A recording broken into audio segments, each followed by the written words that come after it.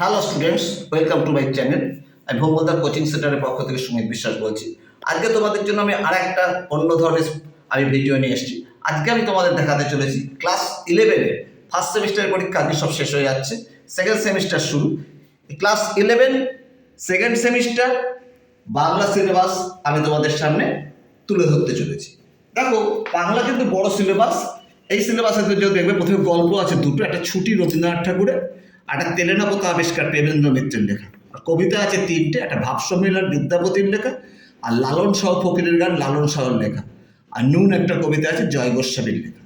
নাটক একটাই থাকবে, আগুন, বিজন ভট্টাচার্যের। আর পূর্ণাঙ্গ সহায়ক গ্রন্থ থাকবে পঞ্চতন্ত্র। এখানেও কয়েকটা গল্প, সৈয়দ মুস্তাফা আলীর লেখা, এখানে কয়েকটা গল্প আছে। এখান থেকে প্রশ্ন হবে। বই কেনা, আজব শহর, কলকাতা, 25শে বৈশাখ, আড্ডা। আর বাংলা শিল্প সাহিত্য সংস্কৃতি ইতিহাসের সিলেবাসটা একটু বড় আছে। এখানে আধুনিক বাংলা সাহিত্যের মধ্যে পাবে যুগের আধুনিকতা, গদ্যের উদ্ভব, উপন্যাস, ছোট গল্প, নাটক, যাত্রা। লৌকিক সাহিত্যের মধ্যে পাবে ছড়া, ধাঁধা, প্রবাদ, কথা। কবিতা মহাকাব্যের মধ্যে পাবে আখ্যান কাব্য, গীতি কবিতার ধারণা। কবিতার মধ্যে থাকবে মধুসূদন দত্ত, রবীন্দ্রনাথ ঠাকুর, নজরুল ইসলাম। কথা সাহিত্যের মধ্যে থাকবে বঙ্কিমচন্দ্র চট্টোপাধ্যায়, রবীন্দ্রনাথ ঠাকুর, শরৎচন্দ্র চট্টোপাধ্যায়, বঙ্কিমচন্দ্র, মানিক বন্দ্যোপাধ্যায়। নাটক থাকবে মধুসূদন দত্ত, দীনবন্ধু মিত্র, গিরিশ ঘোষ, রবীন্দ্রনাথ ঠাকুর, দ্বিজেন্দ্রলাল রায়, আর বিজন ভট্টাচার্য।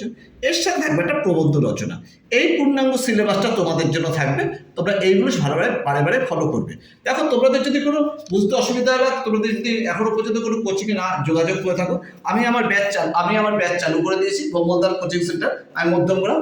ঠিক আছে, আমার যোগাযোগ নাম্বারও আছে। আমি ব্যাচ চালু করে দিচ্ছি। তোমরা কেউ আগ্রহী হলে তোমরা অবশ্যই আমার সাথে যোগাযোগ করবে। আমি আর এই পূর্ণাঙ্গ যে সিলেবাসগুলো দিচ্ছি, আগামী দিনেও তোমাদের সমস্ত সিলেবাসগুলো আমি দিয়ে দেবো।